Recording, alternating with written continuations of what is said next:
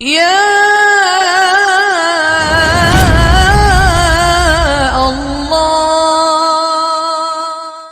اگر ہمیں کوئی شخص کہتا ہے کہ شب برات کو اٹھ کے نفل نہ پڑھو تو وہی نفل ہم نے پڑھنے اللہ کی رضا کے لیے. ہمیں کسی بندے سے ڈگری لینے کی ضرورت نہیں، نہ تو ہمارے اور رب کے درمیان معاذ اللہ کوئی وسیلہ ہے کہ تو کہے گا تو پڑھیں گے، جب دل کرے گا پڑھیں گے، اور جتنے دل کرے گا پڑھیں گے. ہم تو نفل کہہ رہے ہیں، اس کو ہم نے کب کہا ضروری ہے جو عشاء پڑھ کے سو جائے فجر تک سویا رہے، ہم اس کو گناہ گار نہیں کہہ رہے، لیکن یہ ضرور کہیں گے کہ گولڈن چانس مس کر دیا اس نے چانس مس کیا ہے. یہ تو اللہ کی رحمت کا موقع تھا. حضرت سیدہ عائشہ صدیقہ رضی اللہ تعالی عنہ ارشاد فرماتی ہیں کہ شعبان کی 15ویں رات تھی، یعنی شب برات کی رات. فرماتی ہیں شعبان کی 15ویں رات تھی، میں نے اچانک نظر ڈالی تو حضور میرے بستر میں تھے، پھر میری نظر پڑی تو حضور نہیں تھے. میرے دل میں گمان آیا، خیال آیا کہ شاید کسی اور زوجہ کی طرف حضور کا میلان تباہ ہو گیا ہو، وہاں تشریف لے گئے ہو. فرماتی میں اٹھی باہر گئی تو نبی کریم علیہ السلام جنت البقیع میں تھے، قریب ایک جگہ پہ حضور دعائیں مانگ رہے تھے. فرماتے میں گیا تو حضور فرمانے لگے ابو بکر کی بیٹی تو نے کیا گمان کیا کہ اللہ کا رسول تیری حق تلفی کرے گا؟ عرض کی حضور آپ مالک ہیں، کہیں اور جانا چاہے تو میری طرف سے پابندی نہیں. کہتی ہے وہاں کھڑے کھڑے میرے رسول کریم نے بیان فرمایا، یہ ترمذی کے لفظ ہیں. حضور نے فرمایا عائشہ یہ شعبان کی 15ویں رات ہے، مدینے میں سب سے زیادہ بکریاں بنو کلب کا قبیلہ پالتا تھا. فرمایا آج کی رات بنو کلب کے قبیلے کی بکریوں کی تعداد کے مطابق اللہ میری امت کے لوگوں کی بخشی فرما دے گا. یہ وہ رات ہے. جناب عائشہ صدیقہ رضی اللہ تعالیٰ عنہ نے بات رات کو سنی تنہائی میں نبی پاک سے، رات کو تنہائی میں حضور سے سنی. سویرے جناب عائشہ نے کل امت کو بتائی. اگر یہ بات اہمیت والی نہ ہوتی تو بی بی صاحب آگے روایت کرتی، یہ کتابوں میں آتی، یہ لوگوں کو بتاتی. حضرت عائشہ نے روایت کیا اور مولا علی شیر خدا نے تو کھل کے کہا ابن ماجہ میں، حضرت علی سے پیار کرنے والوں کے لیے الگ عنوان. مولا علی نے کھل کے فرمایا شعبان کی 15ویں رات کو رات عبادت کرنا اور سویرے روزہ رکھنا. حضرت علی کے لفظ بائی نہیں سیاستہ میں، رات کو روز عبادت کرنا، دن کو روزہ رکھنا. ویسے تو رب کریم ہر روز تہجد کے وقت پہلے آسمان پر نزول جلال فرماتا ہے اور لوگوں کو فرماتا ہے کوئی بخشش مانگنے والا. اور فرمایا ہر روز تہجد کے وقت یہ اعلان ہوتا ہے، پر شب برات کو نا شروع رات سے یہ اعلان شروع ہو جاتا ہے. ادھر دیکھو میری طرف، مغرب سے اعلان شروع ہو جائے گا. اللہ کرے آپ کو سمجھ آئے، اللہ کرے آپ کو. اور بھئی یہاں باہر لوٹ سیل لگ جائے، یہاں ابھی سیل لگ جائے، 5000 والا جوڑا 1500 میں تو رش ختم ہوگا. اور بھئی اگر یہ لگ جائے، چلو یہ تو دور کی بات ہے نا، ہم تو لنگر والے لوگ ہیں. اگر لنگر کا اعلان ہو جائے یہ بڑا تگڑا ہے، بڑا تگڑا. ہمارے ہاں تو شادی کی روٹی کھلتی ہے تو لوگ آخری روٹی سمجھ کے کھاتے ہیں. شاید اللہ ماشاءاللہ یہ آخری ہے، اس کے بعد نہ ملے گی. جب اعلان ہوتا ہے اور دعوت ہوتی ہے کہ کھلا ہے جی کھاؤ، کیا حشر ہوتا ہے، کیا انداز ہے. مولا علی شیر خدا حدیث روایت کرتے ہیں، رنگ کیا ہے. فرمایا باقی راتوں میں نا تھوڑا سا پیکج ہوتا ہے، تھوڑا سا آخری حصے میں رات کے شب برات کو نا رات چڑھتے ہی اللہ پہلے آسمان پر جو اس کی شان کے لائق ہے نزول جلال فرماتا ہے اور پہلا جملہ یہ فرماتا ہے کوئی معافی مانگنے والا. اللہ کرے آپ کو سمجھ آئے، یعنی معافی دینے والا کہہ رہا ہے چلو آؤ ادھر آؤ ذرا معافی مانگو، میں معاف کرنے آیا ہوں. مانگو معافی، ہے کوئی معافی مانگنے والا معاف کر دیں گے.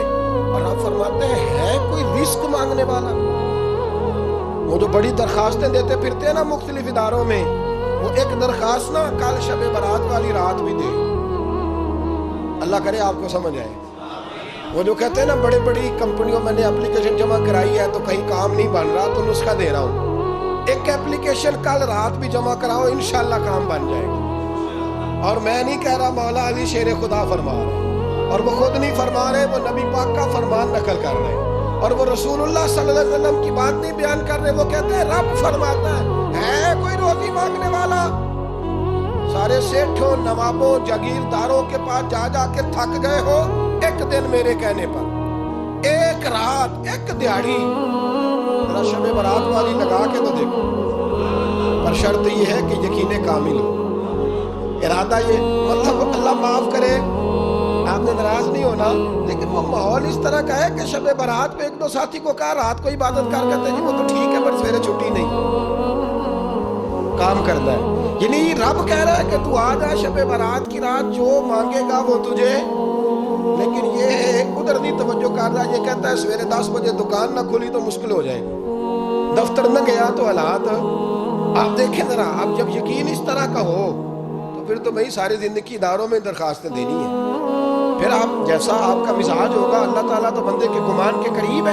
تو میرے رسول پاک علیہ السلام نے ہمیں یہ میسج دیا، پیغام دیا، فرمایا اس رات جو اولاد مانگے گا رب اسے بھی عطا فرمائے گا، اس رات جو اللہ سے بخشش مانگے گا اللہ اسے بھی دے گا، اس رات جو رب کریم سے عزت مانگے گا اللہ اسے بھی عطا کرے گا۔ شارحین نے لکھا اس رات جو رب سے پردہ پوشی مانگے گا اللہ اسے پردہ پوشی بھی عطا کرے گا، جو جنت کا سوالی ہوگا رب اپنے فضل سے عطا فرمائے گا۔ کوشش فرمائیں، کوشش فرمائیں۔ 10 محرم کو ہمارے ہاں لوگ جاتے ہیں قبرستان، وہ کسی حدیث سے ثابت نہیں، میں منع نہیں کر رہا، جائیں 9 محرم کو جائیں، 10 کو جائیں، 11 کو جائیں، 8 کو جائیں، سفر میں جائیں، ربیع الاول میں جائیں، قبرستان میں جب بھی جائیں منع نہیں ہے، لیکن شب برات والی رات تو خود رسول کریم گئے ہیں نا قبرستان۔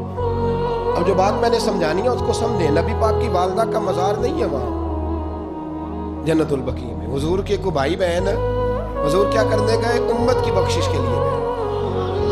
شب برات کی رات لالچی نہ بنے کہ صرف میں نے اپنے لیے روزی مانگنی ہے، کل امت کے لیے مانگے رب کریم سے، مانگے اپنے بھائی کے لیے، مانگے اپنی بہن کے لیے، مانگے اپنے بیٹے کے لیے، مانگے اپنی بیٹی کے لیے، مانگے اللہ کریم۔ یہ مانگنے کی رات، پچھلی راتی رحمت رب دی کرے بلند آوازہ، بخشش منگن واریاں کارن کھلا جے دروازہ، آئیں اللہ کی بارگاہ اس رات کو کھل کے دعا مانگے۔ قبرستانوں میں نا کچھ قبریں ایسی ہیں کہ جو بتاتی ہیں کہ سالوں بیت گئے ہیں کوئی آیا نہیں، کچھ قبریں بتاتی ہیں، اور کچھ بڑے قبرستان بڑے شہروں میں ایسے بھی ہیں کہ جن کا گورکن کہتا ہے کہ مجھے کمیٹی نے کہہ دیا ہے جہاں 4-5 سال کوئی نہ آئے وہاں نئی قبر بنا دی، وہاں نئی قبر بن جاتی ہے وہاں سے۔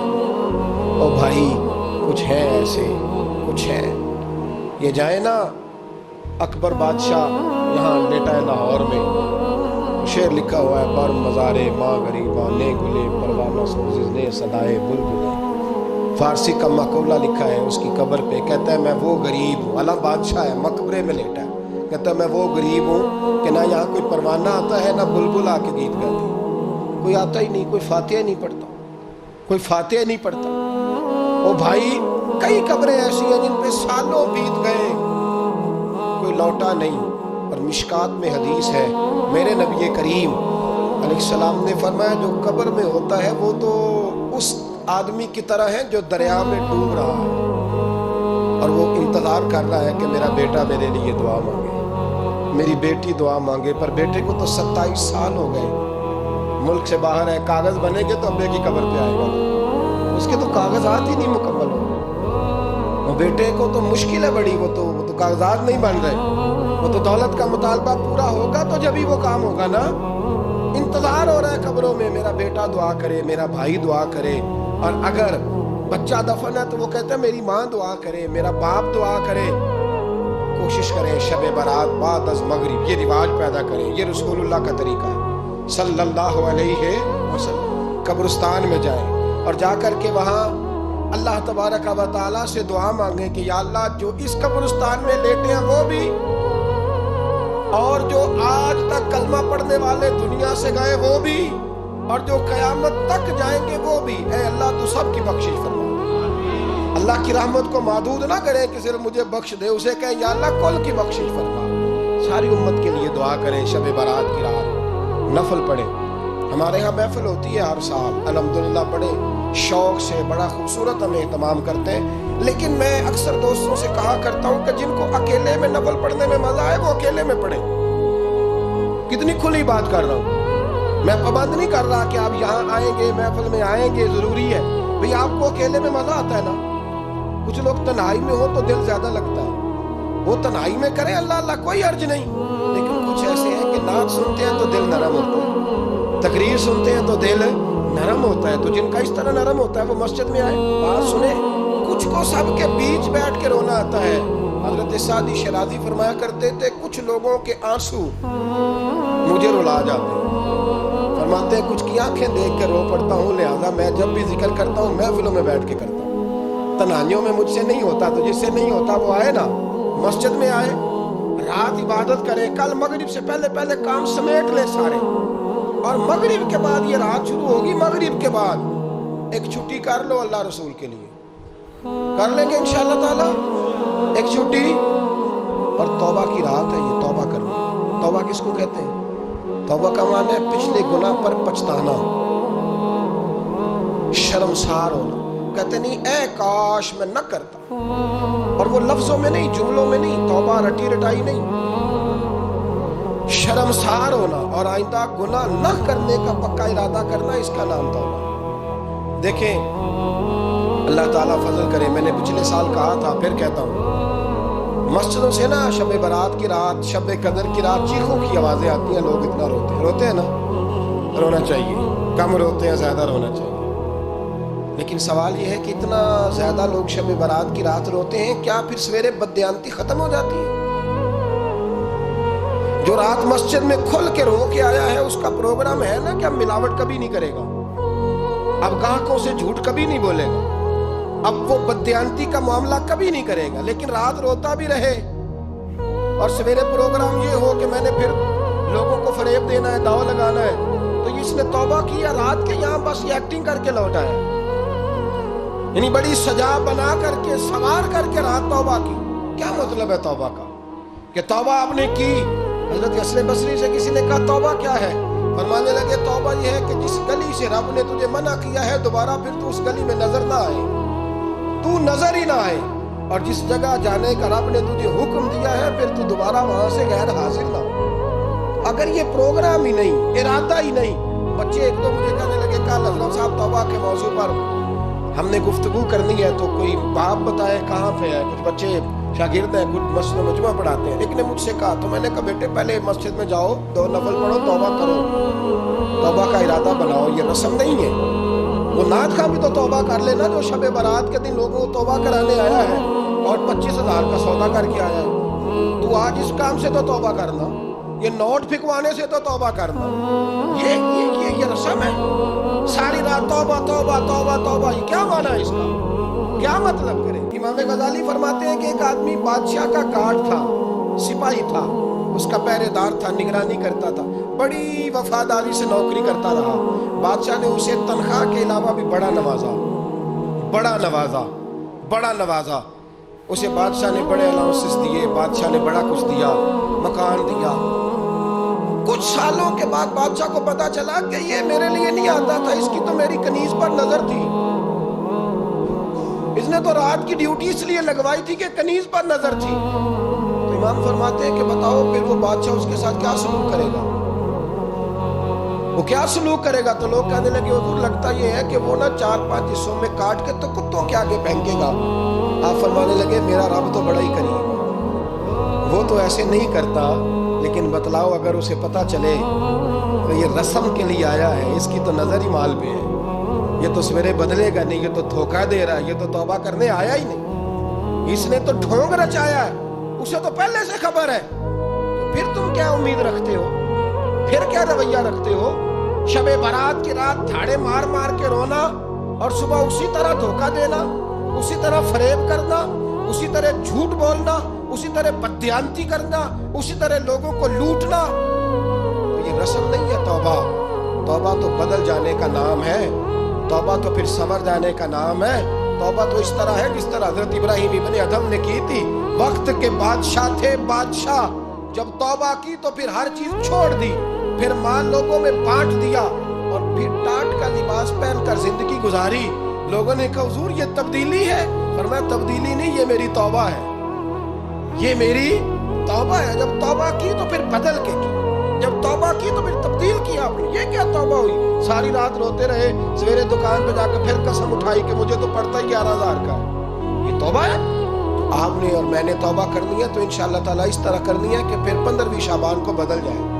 ये जो मौके आते हैं ना शबे बारात के, شب قدر کی، یہ بنیادی طور پر اللہ تعالیٰ کی طرف سے دی ہوا موقع ہوتا ہے کہ چلو تمہیں چانس دیتے ہیں، تمہیں چانس دیتے ہیں، پابندی کوئی نہیں، لیکن رب کی طرف سے نا موقع ملتا ہے، چلو تمہیں ایک موقع دیتے ہیں، چلو اپنے آپ کو کلیئر کر لو، تمہیں موقع دیتے ہیں۔ یا اللہ کیا کرے؟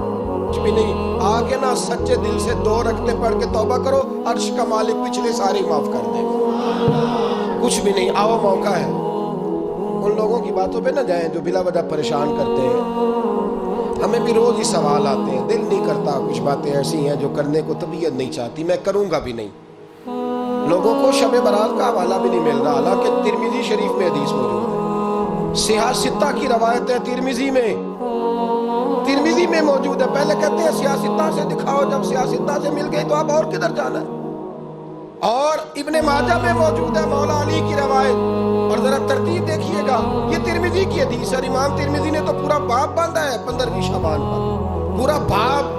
اب تمہاری مرضی ہے، اگر تم نہیں بات کو سمجھنا چاہتے۔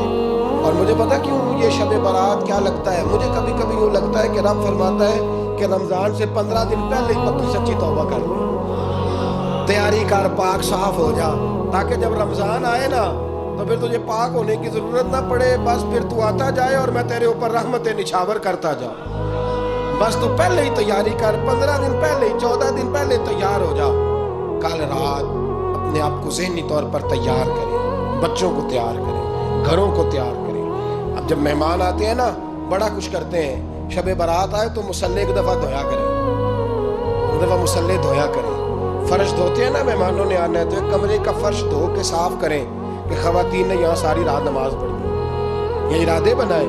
جس طرح آپ کہتے ہیں نا رات کو سفر کرنا ہے تو دوپہر میں تھوڑا آرام نہ کر لوں تو کل دوپہر میں آرام کر لیں، تاکہ رات کو رب رب کرنا آسان ہو جائے، اللہ کی بارگاہ میں بیٹھنا آسان ہو جائے۔ مکمل طور پر ذہنی طور پر اپنے آپ کو تیار کریں۔